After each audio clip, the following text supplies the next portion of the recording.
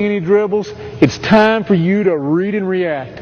Let's get started with better one-on-one offense scoring from the perimeter.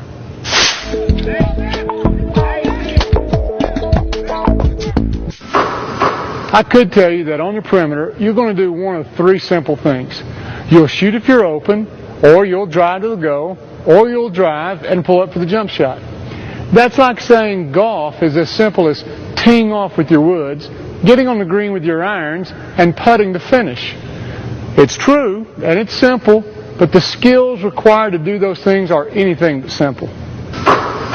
In this fundamental chapter, we're going to look at the best mechanics for making the most efficient movements while attacking from the perimeter. How to read your defender and when to use each move will follow in later chapters. But the mechanics in this chapter will apply to all situations. This is our first layer, our foundation that we'll use time and again throughout the video.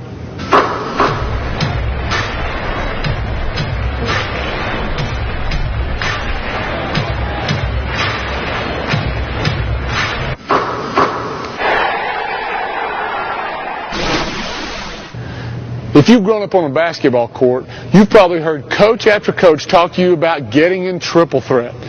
But I don't want you to think about being a threat. I want you to think attack. So we're going to call it triple attack. What is triple attack position? It's the athletic stance that all athletes take when preparing to move quickly, when they don't know which direction the game's going to take them. Just think about a linebacker getting ready for the snap, or a shortstop for the pitch, or a wrestler ready to pounce. It's knees bent, feet shoulder width apart, back straight, hips bent, and bump out. Your head, knees, and feet should be in a vertical line.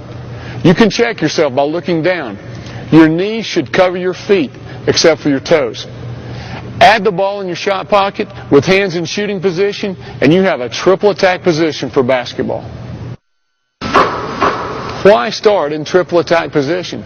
Because this stance allows you to attack with a pass, or a drive, or a shot, without any adjustments to your stance. The position affords you maximum balance and optimum explosion with your first step.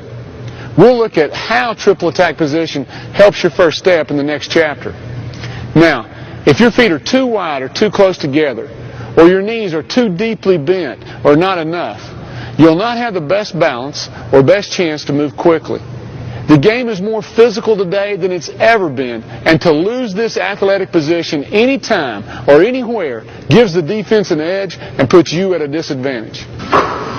So where on the court do you get in triple attack? The where is just as important as the how and the why. Obviously you're on the perimeter, but more importantly, you're in your scoring range. Let's define that as the distance where you can hit at least 50% if left unguarded. Think of it this way. Your scoring range is that distance from the goal that when you have the ball and you're sighting the rim to shoot, the defense moves in close enough to stop your shot. Now, if that never happens to you, then you need to become a better shooter. Smart defenders who know you can't shoot will never move in close enough for you to drive past them.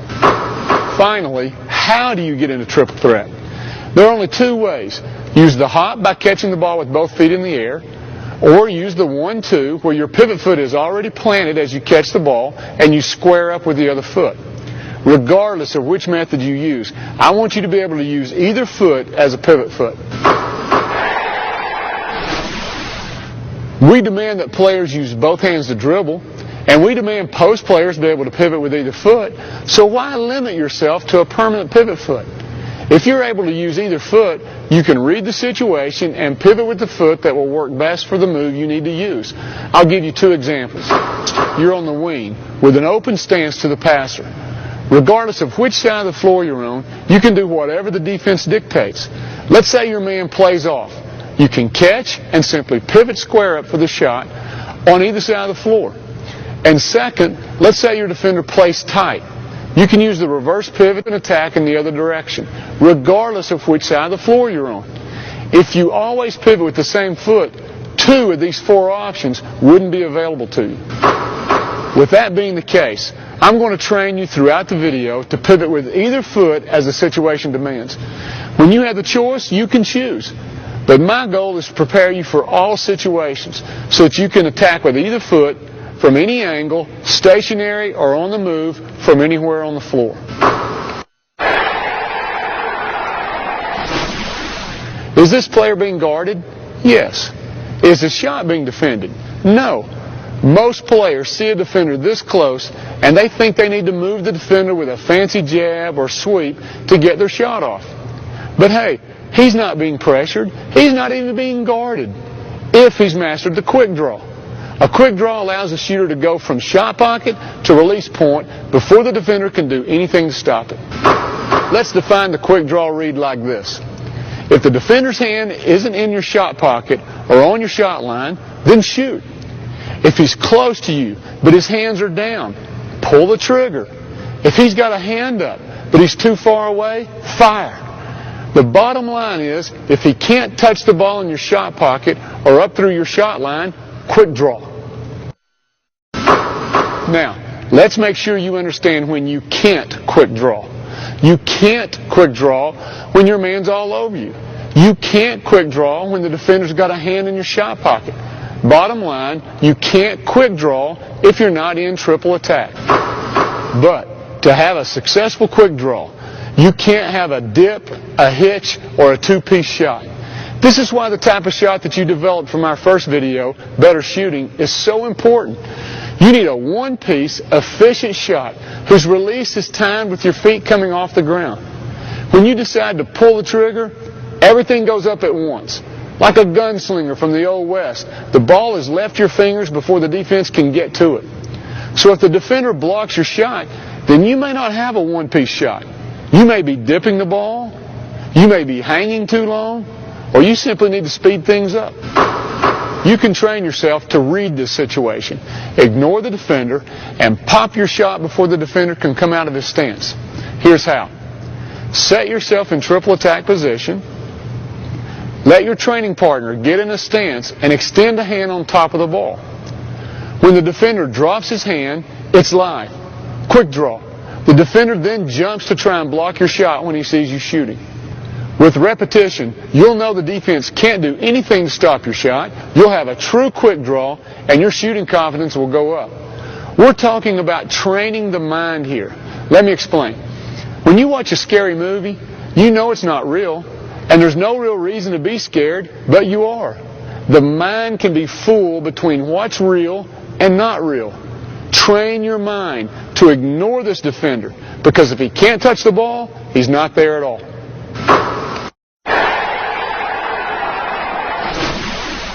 The shot fake assumes that you can make the shot if left unguarded.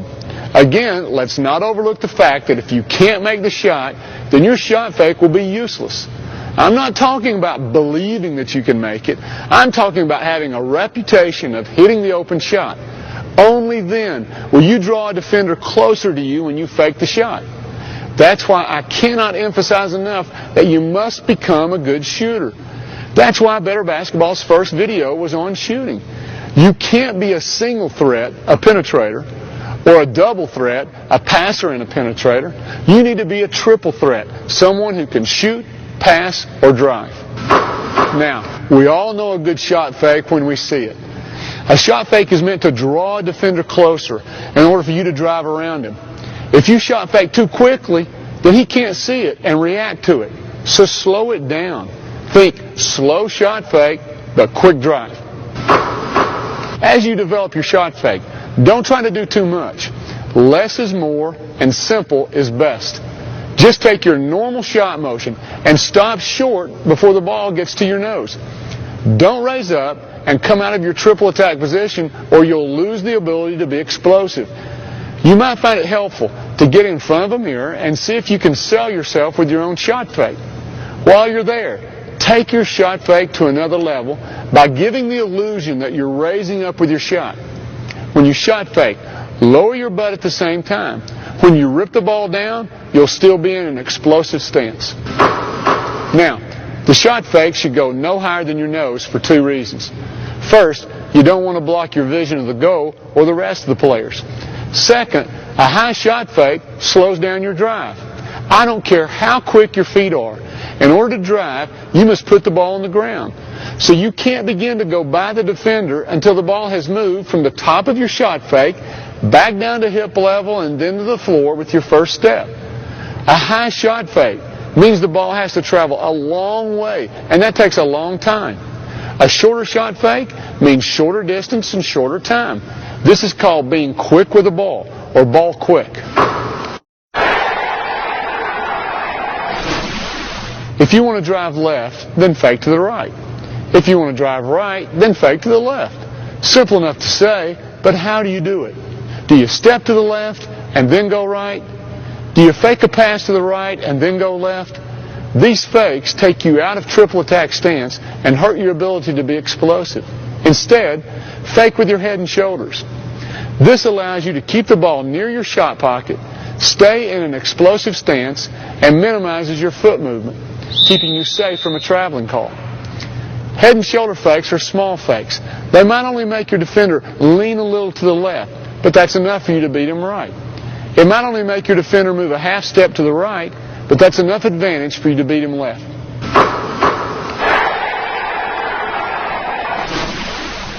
The shot fake is used to pull a defender in so that you can drive. In the same sense, but with the opposite purpose, the drive fake is used to move the defender back so that you can shoot. Now, what probably comes to mind when I say drive fake is a series of long jab steps and jab moves that start in triple threat. I can appreciate the intent, that is, to move the defender back and create space to shoot. However, there are three problems. First, if the long jab is successful, meaning the defender retreats, you have to reset your feet to shoot. This gives the defender time to recover. There's just no way to shoot when you're in this extended stance. Second, if you overextend that jab foot, you lose your chance to be explosive. In fact, that's the subject of our next chapter. Third, any kind of excess foot movement seems to elicit a traveling call from the officials. That's why I haven't mentioned faking with a jab step to the right in order to drive left or vice versa. Some players mix a short jab with the head and shoulder fake and are very effective and get away with it. But for the one player who effectively fakes with his feet, I see 10 players turning the ball over with a traveling call. Now, there are two possible reasons that foot fakes could lead to so many traveling calls. It could be the game is moving faster and quicker, which makes reading your feet more difficult for the referees. Or it could be that in the last decade, players' footwork has gone from bad to worse. Whatever the reason, I'm simply being pragmatic when it comes to faking with your feet. You're risking a traveling violation. So, with that being said, is there a drive fake or a jab that can be used? One that keeps you in an explosive stance and enables you to quick draw? You bet. If your jab goes no further than your normal shooting stance, triple attack position, then you can shoot without any adjustment to your stance. Your jab has backed the defender off, and you can quick draw. Now, I'm not looking for you to use this move over and over to get off your shot. Hey, when you back that foot up, a good defender might eat up that space and keep you from getting back into triple threat. So don't look at this as a move from triple threat. Look at this as a way to get into triple threat when you're catching a pass in an open stance. Let's look at three examples. Waiting one pass away with your pivot foot planted toward the goal and an open stance to the passer. Perhaps you were intending to catch the ball square to the goal, but the pass is thrown behind you. You're trying to shorten your distance to the goal by dragging a foot while catching the pass. In all these cases, you have to pivot and square up as soon as you catch the ball. So why not make your pivot square up look like a drive? Jab your foot right to your shooting stance or triple attack stance. Jam the ball into your shot pocket and look like you're ready to drive. Now the ball's on your shot line and in your shot pocket. It's a simple read from there. Hands are down, quick draw. A short closeout, fire. Show retreat, swish. And if he freezes, see ya.